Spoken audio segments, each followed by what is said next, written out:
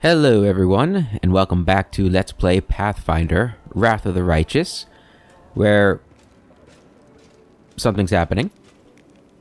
Captain Odin? Hello. The tall, gaunt half-elf salutes you solemnly.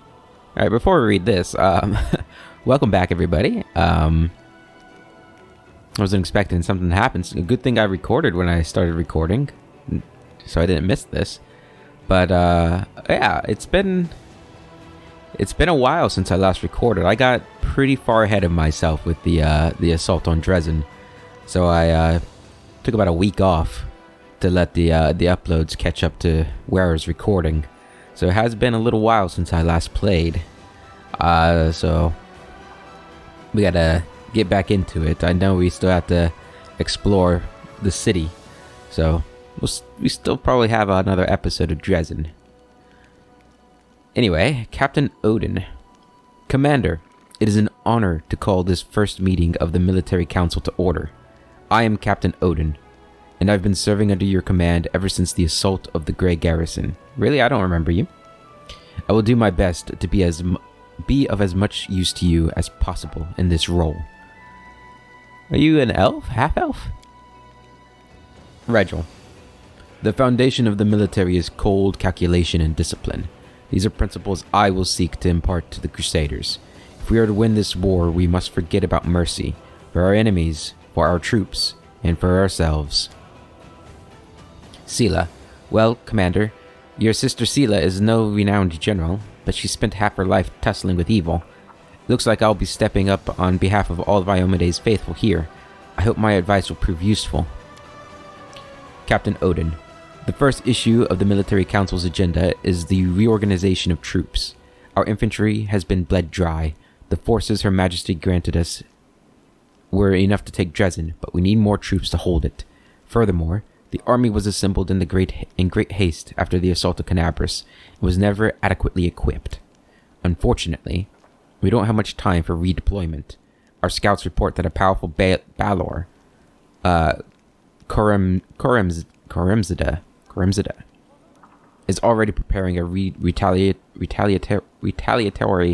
strike on Dresden. Can you speak in more simple terms for the great Commander Barrett, please? These big words are too complicated. But we can rely on freshly conscripted Mendevian soldiers. They may not have the skill, but our strength, as always, lies in the number and in the fervor of the volunteers joining the Crusaders. Sela, we can't throw everyone into the meat grinder. We'll just get our youths killed for nothing.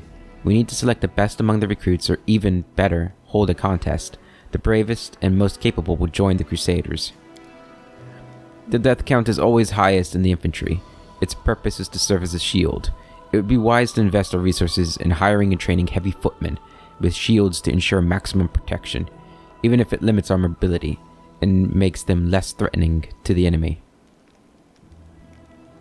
Captain Odin, what does the Military Council do? The Military Council determines the strategy of our troops, enacts army reforms, approves new equipment standards, and makes decisions on all issues regarding military action on the front lines. Who is the Balor Korra? I'm just going to call him Korra. The most trusted servant of the Demon Lord Daskari. Among the historians of the Mendevian Crusades, he's known as the strategist of the World Wound. He's not as renowned as Minago, the conqueror of Dresden, or Hepzimira, daughter of Baphomet, but he has claimed the most major victories over the forces of Mendev. He's a general, and quite possibly one of the best tacticians in the entire Abyss.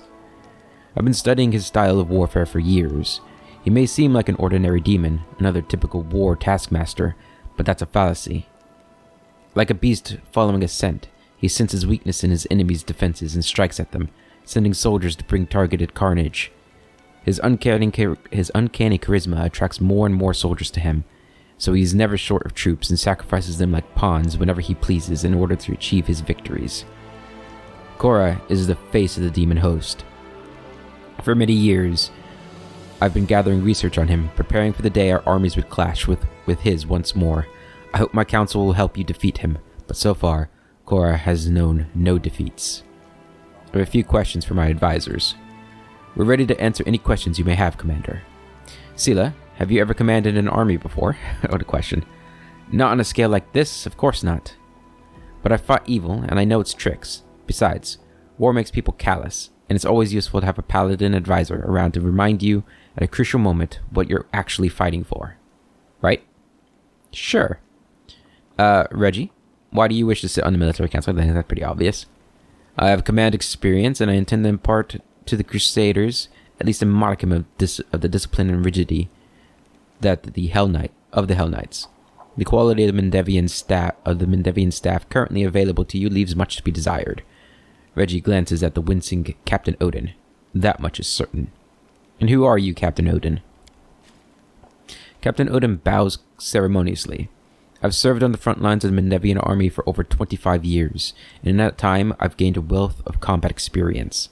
His voice sounds calm, but his face darkens at the mention of a wealth of combat experience. I'm considered one of the foremost experts on tactics and strategy in Queen Galfrey's officer corps. I've spent my whole life studying the craft of warfare, and I'm familiar with the thoughts of all prominent military leaders of the last 5 centuries. Furthermore, I wholeheartedly believe in the traditions of Mendev's military art, and will gladly share my knowledge with you, Commander. No more questions. Advisors, what are your opinions? Everyone looks at you expectantly. Sela, do we really need only the bravest and most capable for our infantry? I mean, we can send untrained rookies to a slaughter. We can't send untrained rookies to a slaughter. We have the right to command only those who are ready for battle, those who can defeat the enemy.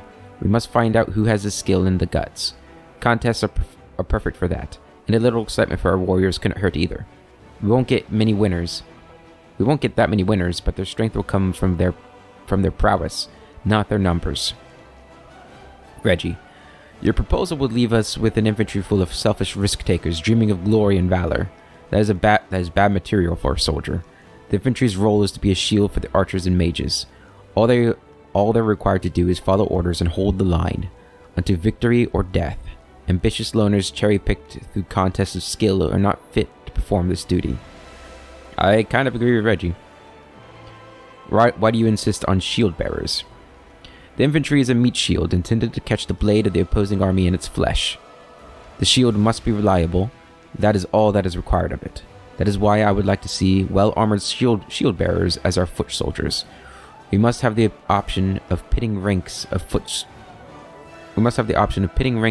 against a tide of rampaging demons, knowing with certainty that they will not scatter or die until they have completed their task.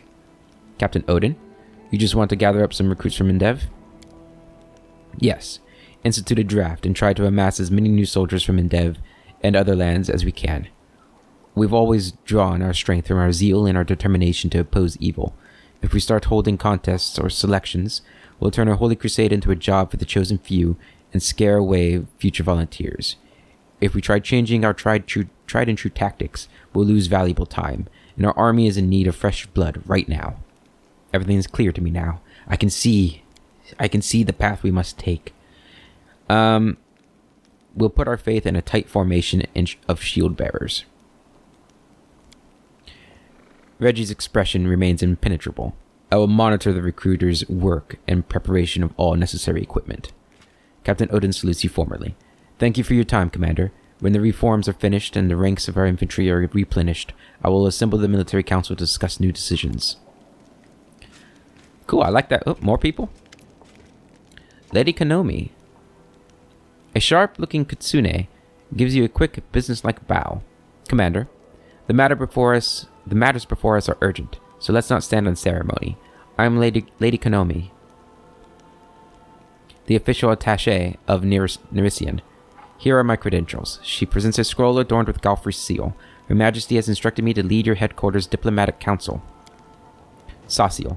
Honestly, I was surprised when Lady Konomi asked me to join this council, but I will do my best to fill the shoes of a trained diplomat. Lan. Yeah, strange. I got invited to the council too. I'm sure foreign ambassadors will be thrilled to see my face and my manners. Lady Konomi, you haven't mistaken me for some other crusader Lan, have you? Darren. I, like many nobles, have been trained in diplomacy and, in fact, I hold the title of Royal Emissary. It is passed down to the down the Arvandale line. I must say that prior to this day, I employed my diplomatic skills solely to undermine Mendev's international reputation. It is time to break that habit. I imagine preventing international scandals will be just as interesting as causing them. Who knows? I might even enjoy it. Alright, what's the Diplomatic Council, and why do I need it? To solve matters of politics, of course. The Crusade is more than just battles and sieges. It is the largest military project in all of Avestan, funded by the treasuries of more than a dozen major powers, and each one of those powers, in addition to seeking victory over the demons, also pursues its own goals. The Diplomatic Council will manage this tangle of political interests and prevent the Crusade from losing the favor of influential benefactors, and while we're at it, ensure that Nerisian remains satisfied with the state of affairs. After all, for the last 100 years, the entirety of Mendevian politics has revolved around the Crusades in some shape or form. That is why the capital has sent me here, to observe, offer suggestions, and keep the diplomatic situation under control. I see. So you've been sent to keep an eye on me. Whatever gave you that idea, Commander? I'm not an overseer. I'm your loyal advisor. I do not intend to meddle in the way you run things, just consult with you in cases where the price of error is too high. Put your trust in me, and we'll get along swimmingly. After all, none of us here want to see Cheliax and Druma at each other's throats, trying to settle their dispute by using their influence on us as political leverage. Am I wrong? And I doubt you would like it if we made enemies in the ranks of Nerisian nobility who would attempt to undermine your war effort. This won't happen as long as you trust my experience. Okay. Tell me more about the Royal Council. What is it? The Royal Council, operating under Her Majesty, is the highest governing body in Mendev, and comprises her most able and trusted servants. It is responsible for day-to-day matters of state. They are the hands and the voice of the Queen. The Council has gathered people from all walks of life. Some of them are nobles, but many more are citizens of humble origins who earned their position through their wit. Many are rich, but a fair number of them are of more humble means. Some are pious and pure of heart, Lord Inquisitor Kasori and Captain Jaspar of the Crusader Heralds. Others are more flexible and ambitious, but each of them faithfully serves Mendev's cause. Okay. I have questions about the composition of this council. Do you find someone's presence surprising? Sasso has never had to deal with diplomatic concerns before. That won't be a problem. In my homeland, Tianxia? Inviting clerics and paladins of Shellen, the Lady of Chrysanthemums, to take part in diplomatic missions is a common practice. They may not be politicians, but they are perceptive, advocate peace, and favor balanced solutions. Saucio. I'm flattered by the respect that the worshippers of my goddess receive in Lady Konomi's homeland. Saucio bows his head courteously. I won't let you down, Barad, and I'll make every effort to prevent our friends from becoming our enemies. Alright, why did you want Daron to take part in the council? Why? Because of Count Erende's influence, naturally. He's a Mendevian aristocrat. The nobility will be inclined to listen to his opinion, and by ensuring the support of the nobles, we will find ourselves powerful allies. Daron sneers back at her. Oh, believe me, Lady Konomi, I will exert all my effort and influence to make this council job exciting. Why did you choose Lan to join the council? We diplomats call this little trick Mysterious Garundi Prince. During negotiations, it's always useful to have on your side a representative of some obscure but potentially populous and powerful nation. Without knowing what they're up against, and how many mongrels there are, our diplomatic partners will have to contend with this dark horse. Interesting. So, Mr. Lan will be our mongrel prince.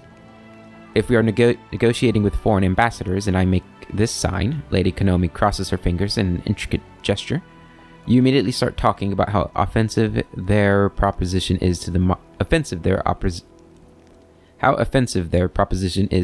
mongrel people. Do we have a deal, Mr. Lan? Lan scoffs and glowers at Lady Konomi. I suspected that the word diplomat was synonymous with fraud, but I thought you would be deceiving me, not deceiving others with my help. No, that's not an option. I can represent the mongrels in negotiations, but I'm not going to lie through my teeth. Tell me about yourself, Lady Konomi. Who are you? Lady Konomi lowers her eyes in a show of modesty. It's unbecoming of a diplomat to talk about themselves at length. But how am I to refuse you? I come from Tianxi. From the noble Kitsune. Like any Kitsune, I have always been curious to a fault, and my adventures brought me to Avestan. And here in your lands, I met my first and true love, politics. I've served as a diplomat in the courts of 6 different sovereigns, but working for Her Majesty turned out to be the most interesting of all. Such riveting webs of intrigue and interest are spun around the Crusade and the World Wound. Everything is clear to me now. Alright, what's on the Council's agenda today? I hate to say it, Commander, but not everyone in Nerisian is pleased with your progress. Some believe that, to use their words, you are out of control and fancy yourself an independent leader. It wouldn't surprise me if you encountered supply disruptions in the near future. I would suggest quelling their anger. Show the capital you haven't forgotten about the chain of command. For example, you could hold a parade in honor of Her Majesty. Sasio, if we need to demonstrate that we're keeping Nerisian in mind, why don't we invite the capital's high priest to Dresden for a religious festival? It'll be appropriate, and the church's support will shield us from the accusations of schemers. Darren, pander to the Nerisian, or to the naysayers? I think not. I propose we hold a parade in our honor. Or your honor, Barad. This is your victory, and if Cousin Galfrey wants to show off in front of the soldiers, she's welcome to capture something of her own. Lan's eyes flashed with anger. Are they out of their mind? We've got a whole Dresden full of soldiers who need medicine, food, and weapons. Until everyone has been taken care of, we can't waste a single coin on pointless celebrations. What did I do to incur Nerisian discontent? Did they hear about me proclaiming myself to be a god? Because I guess that would be understandable then, that they think I'm kind of a loose cannon. You were too good. You reclaimed Canabras, you won the Battle of Dresden, you're a menace to the World Rune. Your authority grows, and the influence of the Queen's confidence diminishes. This creates the impression that there's only enough space for you at the top. The members of the Royal Council are afraid that you will muscle them out of the political arena altogether. After all, if you're doing so well, maybe Her Majesty doesn't need them that much. Therefore, they might try to discredit you, impede your war effort, reduce the scale of your victories, make some concessions, and they'll see that you're open to negotiations. Alright, let's hear the opinion of my advisors. I really, really like this. This is really cool. Lady Konomi gives you a look of surprise. Whatever for? Aren't the wishes of the capital obvious enough? Although, very well, let us hear their counsel. Well, that doesn't sound very wise of you, Lady Konomi. Sasio, how does inviting the High Priest to a festival help us? Without a doubt, we could remain loyal to the Queen and respect the hierarchy, but that doesn't mean we have to kowtow to the Royal Council whenever they ask. I think we should neither do their biddings nor seek to quarrel with them. Rather, we should try to take the middle path. The High Priest of Nerisian is a powerful figure, yet he's not a schemer or a politician. By inviting him to the festival, we'll both show that we're not cutting ties with Nerisian, and let them know that we have influential friends and are not about to buckle under the Royal Council. I do like his idea. Darren, what's the point of taunting the capital by throwing a parade in my honor? There's a fine line between taunting and setting boundaries, and between showing respect and putting on a collar. Mind you, I'm not suggesting anything treasonous or disrespectful. Parade in the honor of the true hero of Dresden and Canabras. What could be more natural than that? Besides, a healthy amount of disobedience guarantees that people won't pester you with lectures and nonsense as often. A dozen tutors responsible for my upgrading can attest to that. Lady Konomi, provoking the capital would be unwise. We're trying to avoid unpleasant consequences, not expedite them.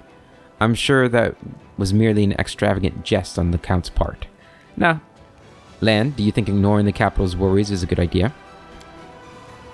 And what are they going to do about it? We're the ones protecting them from the demons, not the other way around. Having loyalties from the capital is great. But there are more important things, like having the loyalty of our own soldiers. When the demons come, what will we do? Shake our fists and say we've got powerful friends in Nerisian? Why, that's true. Why, that's true. Wait, what? Why, that's true. who needs to stay friends with those who supply you with provisions, recruits, and weapons. Yeah, okay, so she was being sarcastic, okay. And there's certainly no reason to fear that base jealousy and envy at the sight of your glory might get the better of their common sense, because that has never happened before. Lady Konomi, what good will a parade in Her Majesty's honor do? It will be symbolic and affordable. Show them how much you respect and value Her Majesty. Make a curtsy to those who pay for your arrows, swords, and bread. The Royal Council has power. You wouldn't want to turn those patrons into adversaries and test whose influence is greater, yours or theirs. Please them, and they will stop worrying about your loyalty, and you will be able to focus on your war. Lan. So let me get this straight. Hiding behind our backs and buying their safety from the demon invasion with bread and other people's lives is a new form of charity? Are you sure we shouldn't go to them, drop to our knees, and thank them for allowing us to die in this war? Everything is clear. Okay.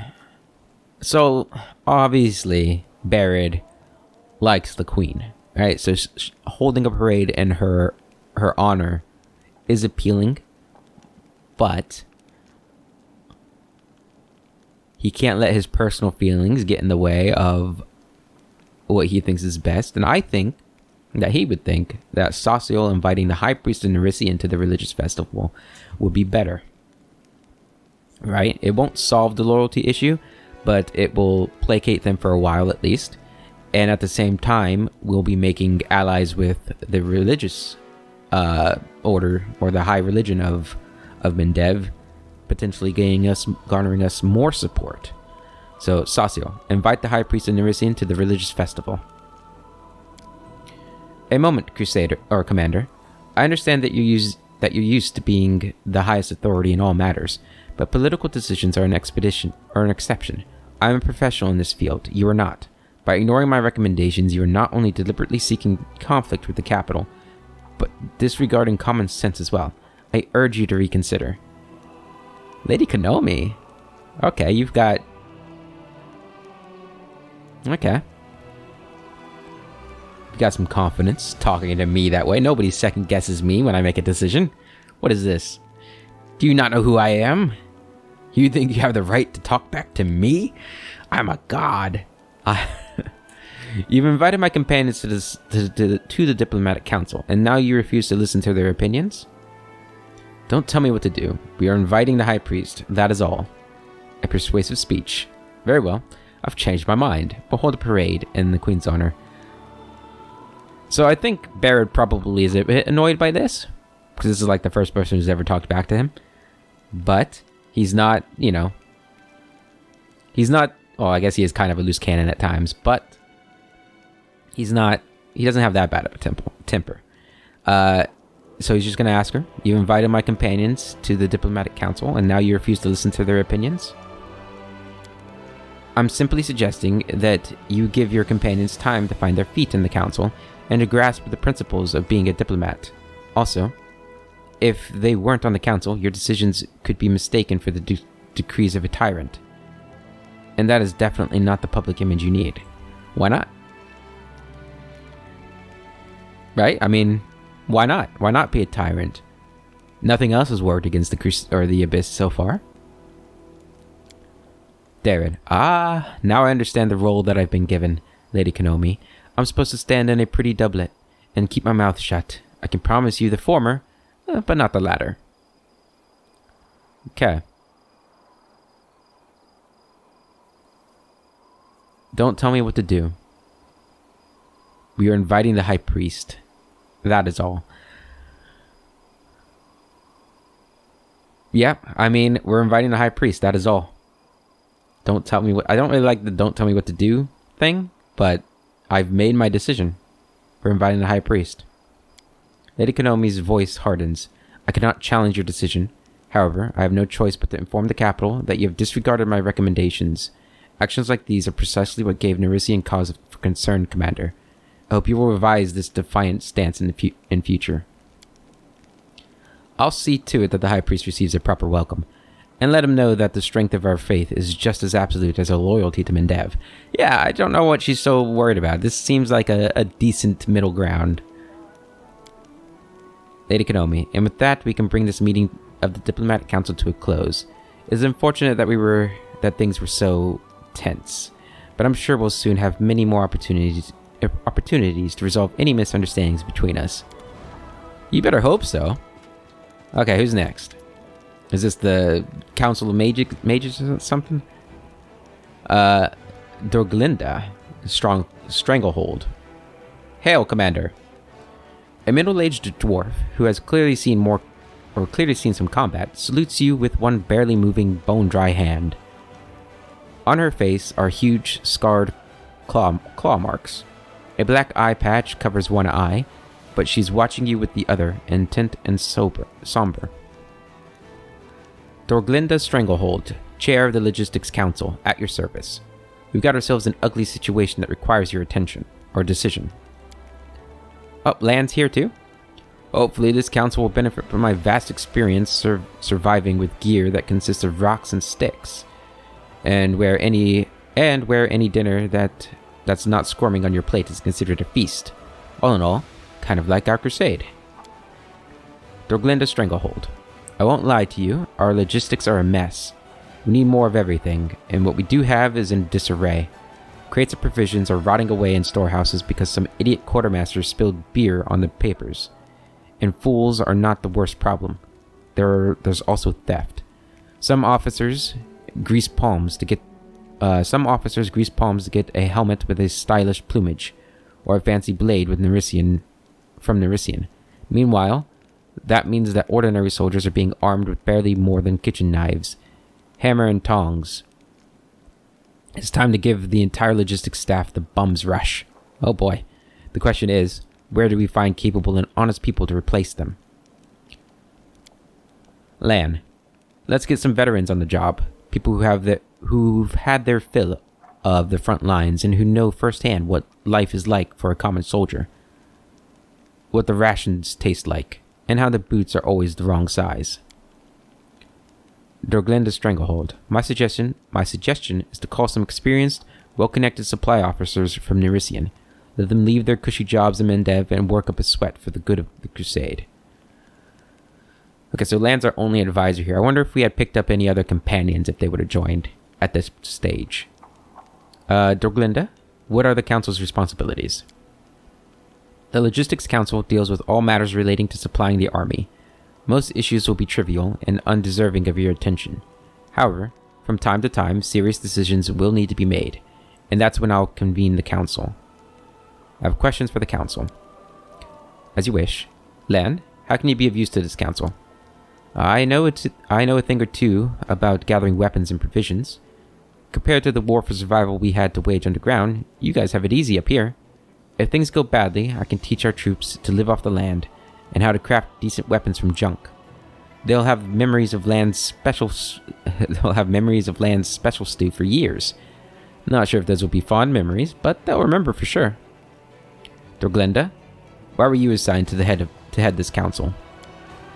Over my years of doing quartermaster duty, I've managed to develop a bit of a reputation for myself. The units I'm responsible for are always properly equipped, armed, and fed. Thieves, scatterbrains, and reprobates promptly get the boot. Bureaucrats who never seem to have anything miraculously find everything they need after meeting with me. In short, don't you worry, Commander. I'm right where I belong. Understand? Alright, let's discuss our options. Yes, Commander? Lan, what would you advise? In our tribe, we believed that the hunter's gear should be entrusted to the most seasoned hunter, to those who stalked the prey themselves and learned the price of a mistaken outfitting. An old bowstring, a dull spear, a tattered cloak.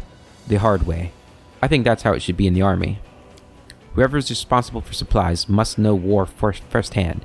They must have dragged themselves through the mud on the battlefield, seen with their own eyes how a rotted strap or a boot one size too large can lead to a soldier's death. They must have eaten their share of rotten cabbage and seen carts of horseshoes and pots pull up at their position instead of ammunition because of some clerical error. Assign new quartermasters from the veterans, like Dorglinda here. I bet they won't steal, and they won't let anyone else steal either. Dorglinda, your opinion? There are some great workers in Mendev who have been sitting at home for way too long. Let the Queen send them to us, instead of counting buttons for the frock coats of Nerisian royal guards. Let them sort out our supplies, and they'll already have connections in Nerisian. They could easily have an army, or they could easily have army property They could easily have army property decommissioned and later sold to private buyers for next to nothing. And those buyers will just happen to be the same mercenaries we're negotiating with. Dorglinda makes a face. Connections are all too important, as you well know. Everything is clear to me now. So I like Land's option, but I do think Dorglinda has... well, I don't know. Like, having connections to the capital is probably a good thing for a quartermaster, since that's where we're getting most of our supplies. We'll go with Dorglinda. Dorglinda, recruit those with connections in the capital as quartermaster. Dorglinda Stranglehold. Will do. Soon we'll have quartermasters with a friend or two, even on the Royal Council. Then it's decided. No matter what our new quartermasters are like, there's no possible way they can be worse than what we have now. The result will be reported to you. If anything else comes up, I'll call the council right away. Alright. So now it's time for us to talk to everybody. Did we talk to everybody in here already? I can't remember. You don't have anything to say, so I guess so. Yeah, because we gave you your sword, right? And I guess we can talk to you now. How's the Eagle Watch doing in Canabris? Everything is going well. I was weary of handing over the reins at first. I was afraid that everything would fall apart without Nevi and me, but I took a risk and left a very clever lad in charge. A tiefling, as it happens. He infiltrated the cult alone. They couldn't imagine a tiefling wouldn't be on their side. He exposed an entire cell. I personally knighted him just before the city was attacked. Of course, there were many who weren't happy about it, but it's not my job to make people happy. He hasn't disappointed. He's built up the Order's ranks again and is running everything so smoothly. It's as if the demon attack never happened. He's proven more than once that I left Canabris in good hands. But I admit, it's still strange to think that such a small order as the Eagle Watch now has 2 chapters, one in Dresden and one in Canabris. We need to talk about what happened during the attack on Dresden. Erebeth nods curtly. Yes, I was shamefully faint-hearted. Praise Omide, it didn't affect the course of the battle. Still, my behavior was unworthy of a knight, even less a commander. Under the circumstances, leaving my position would be tantamount to desertion. Still, as your advisor, I strongly recommend you release me from my position as head of the Order, strip me of my knighthood, and send me to serve in the condemned. I guess you're right. You really aren't much use. Unfortunately, I don't have anyone to replace you right now. Intimidation? The suggestion is no better than desertion, except you want me to take responsibility for it. I don't want to hear it. Join the ranks, knight, and fight as you swore to do. You will lead the Eagle Watch then? Who will lead the Eagle Watch then? You know I have no one to replace you. Few deserve their titles more than you. Don't blame yourself. Under the circumstances, you did everything possible, and more besides. So what is this about? Did she do something during the battle, or is this referring to how she acted when we were planning? I don't remember seeing her doing anything wrong during the battle, but I might have just missed it. Few deserve these titles more than you. Don't blame yourself. Under the circumstance, you did everything possible, and more besides. Succeeded at diplomacy check. Thank you, Commander.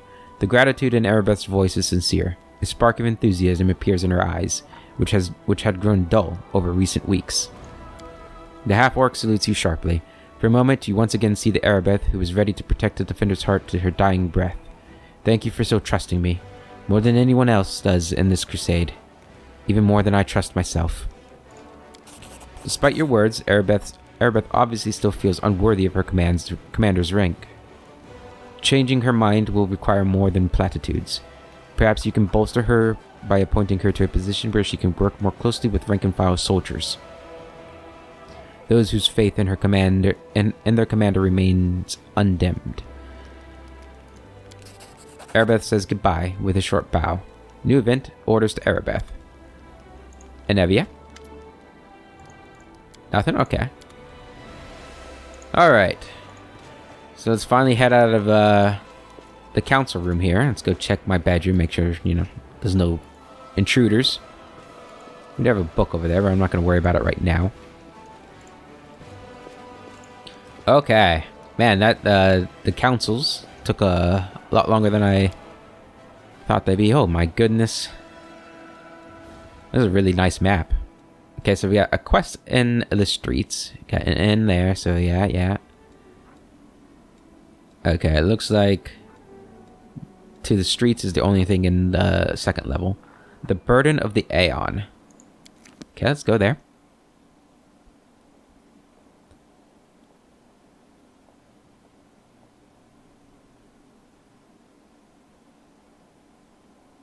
It's a long loading screen. There we go. Okay. So it is at night. Alright, so we're out here. Who's this? Captain Odin. Alright, before we do that, I do think we have some, we have some level ups and some mythic levels to give out to a couple people anyway. So let's go ahead and start with you, Saciel.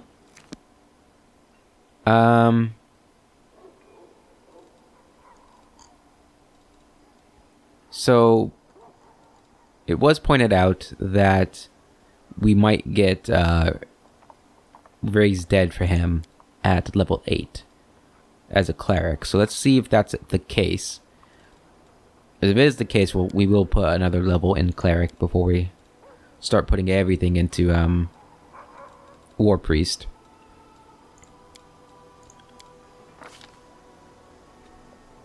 For your feat, what do we want? So power attack could be good for him.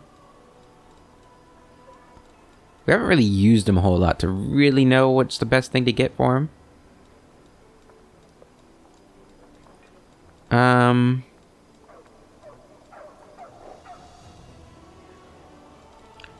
I do kind of like him having power strike since he uses, a two-handed weapon, a glaive. It could be good. The problem is it takes a penalty on his attack rolls, which I don't think he has the best attack. Still, when he does damage, it could be good. Plus, it'll lead. He could potentially get cleave and other things. Or I could get a lot of stuff actually. Yeah, let's get power attack. Let's open that up for him. I think that'd be good. So, did we get spells for this? Hold on. Let me see. Level 8 here. No, so he doesn't get any new spells here, so probably level 9 when he gets that. Let's see if it's in here. Yeah, Raised Dead is level 9. Okay, so we'll be okay. We're actually going to switch this to level 2 War Priest. There he gets Fervor. At second level, let's go in. It'll be here. At second level, a War Priest can draw upon the power of his faith to heal wounds or harm foes. He can also use this ability to quickly cast spells that aid in his struggles. This ability can be used a number of times per day, equal to 1/2 his War Priest level, plus his Wisdom modifier. By expending one use of this ability, a good War Priest, or one who worships a good deity, can touch a creature to heal it for 1d6 points of damage, plus an additional 1d6 points of damage for every 3 War Priest levels he possesses above second, to a maximum of 76 at 20th level. Using this ability is a standard action. Alternatively, the War Priest can use his ability to harm an undead creature, dealing the same amount of damage he would otherwise heal with a melee touch attack. Using Fervor in this way is a standard action that provokes an attack of opportunity. Undead do not receive a saving throw against this damage. This counts as positive energy. Okay, so it's basically a nice little free small heal. that we'll be able to use for that. We'll keep all these the same. Yep, positive energy fervor. Yep, so that's going to give him a nice little tiny heal. Okay, we'll go with that. And, oh, we get 2 levels. I guess we could have gotten the resurrection with 2 levels, but oh well. So you're going to get a bonus combat feat from your war priest level here. Go ahead and do that, and you'll get that. Oh, that's what we were doing, putting it in persuasion before, right? I messed that up a little bit. I forget that I think he's the only one that we're putting points into a skill that isn't a class skill for him. Alright, bonus feat.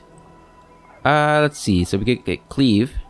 As a standard action, you can make a single melee or single attack at your full base attack bonus against a foe within reach. If you hit, you deal damage normally and can make an additional attack using your full base attack bonus against a foe that is adjacent to the first and also within reach. You can only make 1 additional attack per round with this feat. When you use this feat, you take a -2 penalty to your armor class. Yeah, I think that's going to be really good actually for him, because he's got a reach weapon with the glaive, so he'll have more people within range of the cleave. I think it's going to be good. I hope. Okay, for your mythic power. Alright, so what do we want to get for you? Let's see.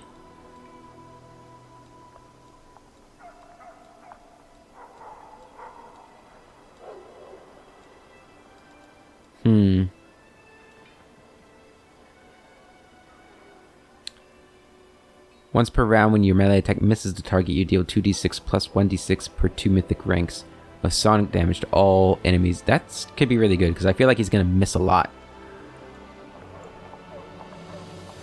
I feel like he'll miss a lot, so I think that'll be a good one to get.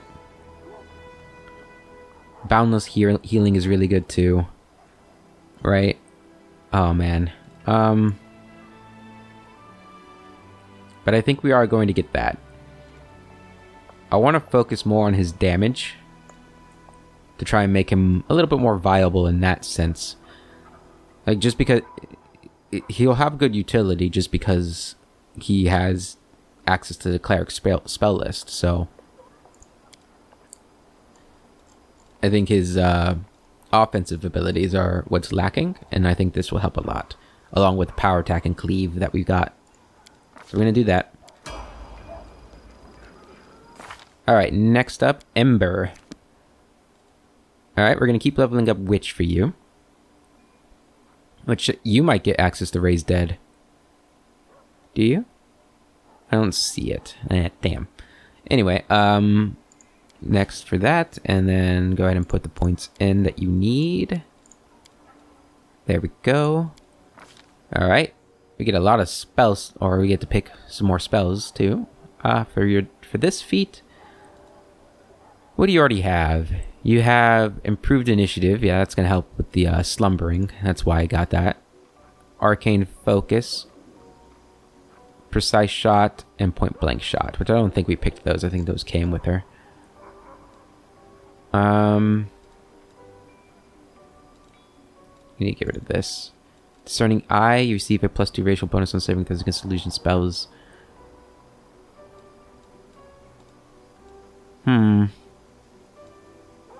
Improved Elven immunities might be good. The DC of enchantment spells you cast is increased by 1. She does do a lot of enchantments, doesn't she?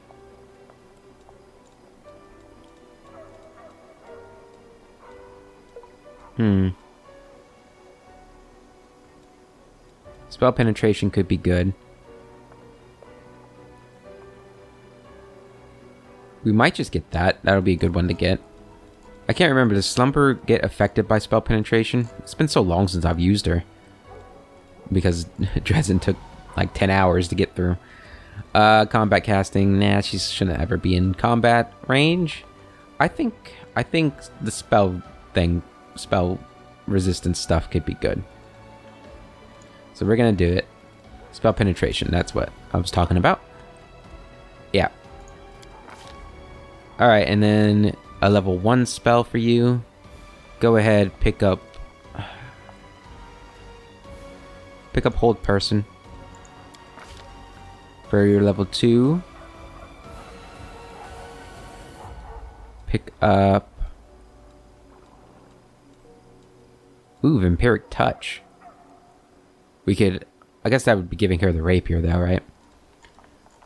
I guess wouldn't be that bad of a thing, but she has a really good weapon for her right now anyway. Is this a touch? No, it's within medium range. Get the spell magic. And then level 3 spell.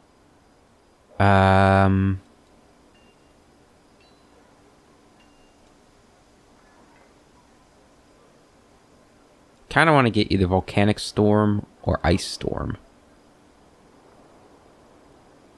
All creatures within a 40-foot burst centered on a target.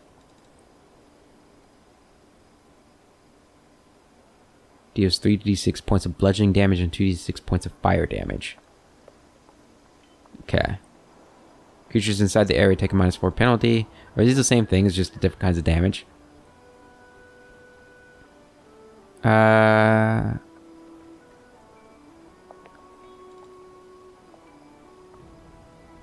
This damage only occurs once.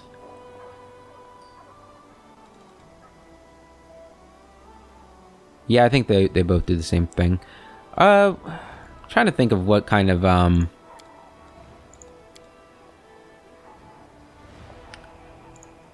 do I have any other magic that I've used on her? She does have Fire of Scorching Ray and Burning Arc, right? And Burning Hands. Yeah, so she's more of a fire user. Let's get Volcanic Storm. There we go. Yeah, and she's got fire in her background or her portrait picture. Alright, level 10 gets another Hex and get access to level 5 spells. Which is going to be really good. Same stuff. There we go. And for this, what do we want to get for here? Animal Skin, which can become an animal. This ability is similar to Beast Shape 2, polymorphing the witch into a leopard.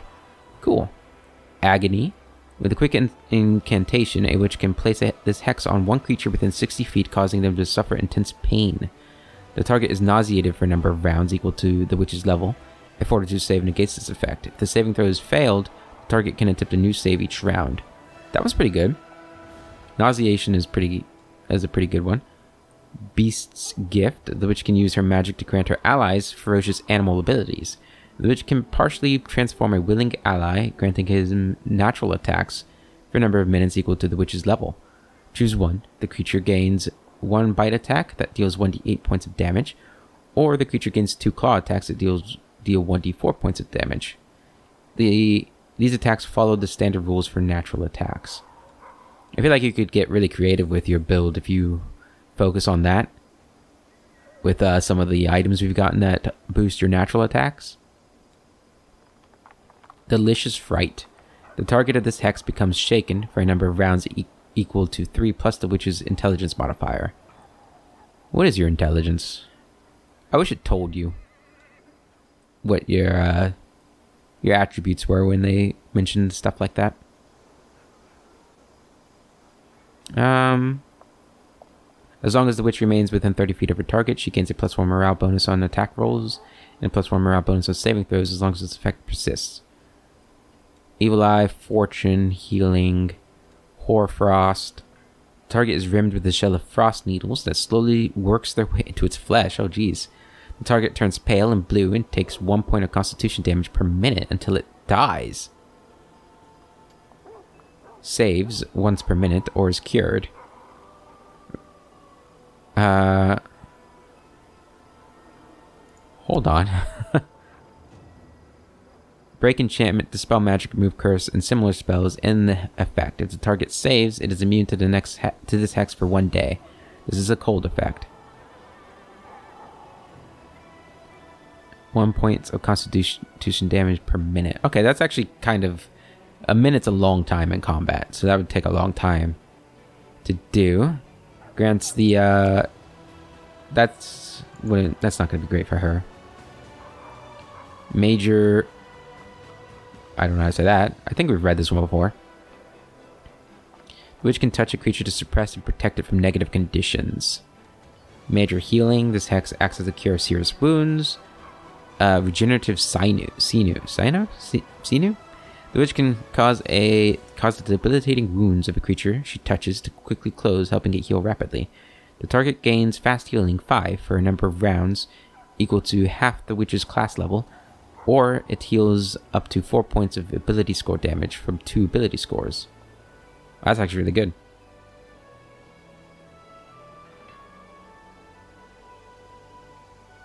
Restless Slumber. So this is the next slumber spell, actually. So we might want to get this. The witch causes a creature within 30 feet to fall into a sleep riddled with nightmares. This functions as the slumber hex. Additionally, the restless nature of the sleep causes the creature to violently toss and turn, dealing 1d10 points of damage to itself each turn. This damage does not wake the creature. When it wakes, the creature's addled state causes it to be confused for a number of rounds, equal to half the witch's level. The witch must have the slumber hex. This sounds amazing. Yep, didn't even really need the finish. I knew I was going to pick that the moment I saw it was an upgrade to slumber. Alright, so your level 5 spell. Let's see what we have here. Hold monster could be good. Feeble mind, dominate person. Ooh. You can make any humanoid creature fight on your side as if it was your ally. It will attack your opponents to the best of its ability. However, this creature will try to throw off domination, making a will save each round. I kind of like that. Break enchantment could be good. The spell frees victims from enchantments, transmutations, and curses. Break enchantment can reverse even an instantaneous effect. For each such effect, you can make a caster level check, 1d20 plus caster level, maximum plus 15, against a DC of 11 plus caster level of the effect. Success means that the creature is free of the spell, curse, or effect. Break enchantment only works on spells of 5th level or lower. I don't know how useful that's going to end up being, so I don't want to get it. Mind Fog produces a bank of thin mist that weakens the mental resistance of those caught in it.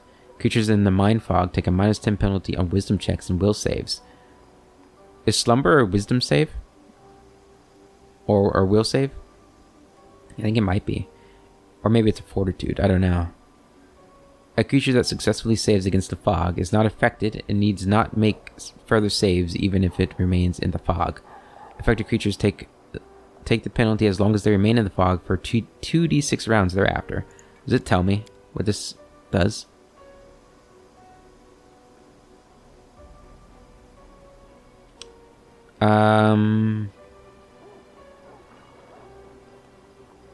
No. It doesn't tell me what it saves. I kind of like Mind Fog. I think we're going to get that. What does Feeble Mind do? The target creature's intelligence and charisma score drops to 1. The affected creature is unable to use intelligence or charisma-based skills, or that could actually be really good too. It's basically like a really big silence, right? Or a strong silence. Still, it knows who its friends are and can follow them and even protect them. The subject remains in this state until a heal or break enchantment spell is used to cancel the effect of the Feeble Mind. A creature that can cast arcane spells, such as a sorcerer or a wizard, takes a -4 penalty on its saving throws. Actually, I'm going to get that. I think that sounds really useful. Okay. Well, I guess we got a couple more people. Okay. Mythic ability for you. Oh man, this is going to be a tough one to choose, because there's a few good things in here. There is improved abundant spellcasting, which increases her 4th, 5th, and 6th levels spells, how many times she can use that a day, which is just such a good one. And there was one thing that somebody mentioned. Where is it? Maybe she doesn't have access to it. It might only be certain characters that get access to it.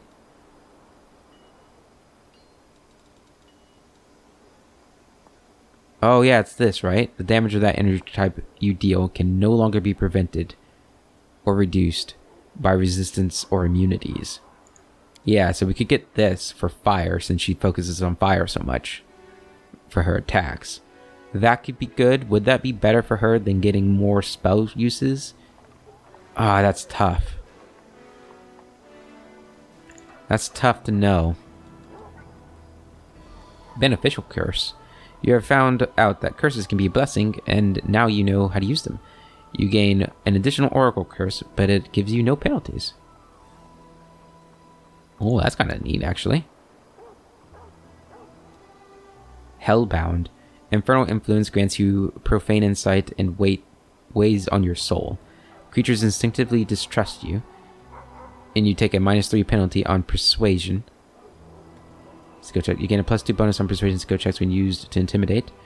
For bonus immunity to fire at 10th level. So we don't get any of the negatives to these, right? Is what we're reading. One of your legs is permanently wounded, reducing your base land speed by 10 feet. So that we wouldn't get. Your speed is never reduced due to encumbrance. Some of these are really cool, actually. Powerless Prophecy. You are forewarned of danger, but can't act to prevent it. You gain Uncanny Dodge as the Rogue class feature, but you are staggered for the entire first round of combat. So that's what Daeron has, right? I think. You gain improved Uncanny Dodge as the Rogue ability using your Oracle. Yep. Pranked. Add Confusion to your list of spells known as a 5th level spell. Glitter Dust. Add Fairy Fire. Wasting. Immunity to Disease. Wolf Scarred Face. You gain a natural bite attack. Nah, I think we're okay. For now, anyway. I think we're gonna get this. We are losing out on a lot of spell uses, which I guess she... this is tough. This is tough. Alright, this is such a good thing to get. But... we're gonna... I can't... this is so difficult. Okay, we're gonna do this. We've gotten that on somebody else. Abundant casting on somebody else. We're gonna get that. Oh, what have I done? Alright, last person.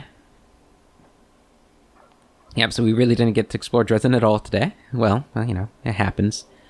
Okay, so Paladin level 10, or level 9. You get another Mercy, which would be good. What do we have already for Mercies? It can cure disease and fatigue. That's good. You get access to a level 3 spell,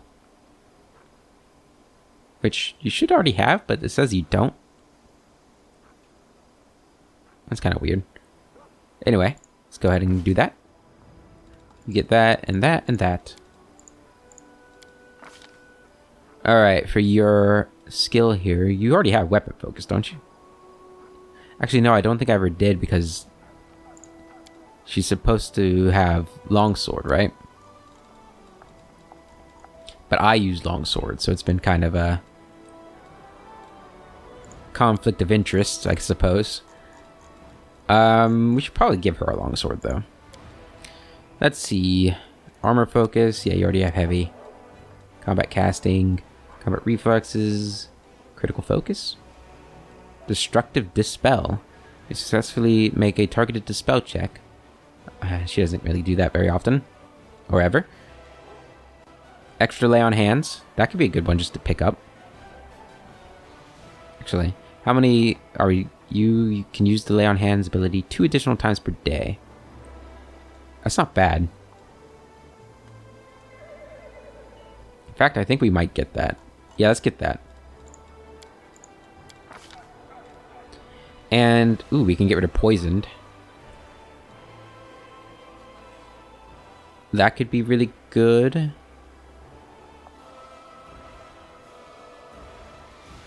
Let's get that. That way we don't have to worry about neutralized poison anymore. There we go. That was pretty simple. Well, I guess we got another level to go. Alright, you get another use of Smite Evil here, and more spell uses. Okay, so we get that, and that.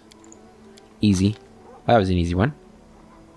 Alright, and you get access to all of these spells. A little confused on what it was saying about her spell list. Or spell slots, whatever. But anyway, for you got Mythical Beast last time. Abundant Smite could be good. Cleaving, that's range stuff. Every time you damage an ally. No, I always look at that one thinking it's something else. Let's see. Mythic Charge could be good for her. Unstoppable. Unrelenting Assault. Every turn, right.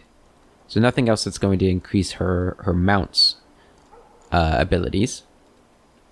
Brutality Incarnate. Oh yeah, that was, somebody mentioned that being a really cool ability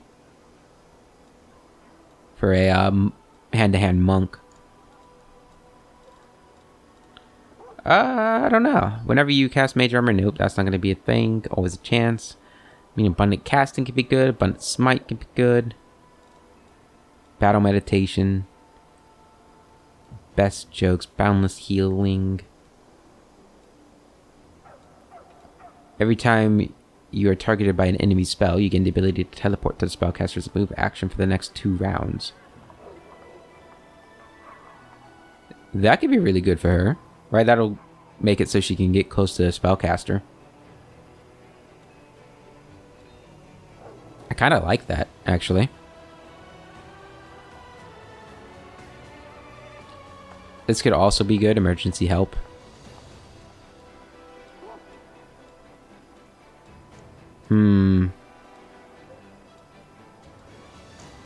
Let's go ahead and get Dimensional Retribution. Well, let's read this again. 3 times per day, as a move action, you can teleport to an ally who has less than 30 hit points. Until the end of the next round, your first healing spell or ability is empowered or maximized, as though using the empowered spell and maximized spell feats. That could be really good. But I don't know if that would be best on her. She does have healing spells. And, her teleporting to somebody could potentially allow her to take aggro.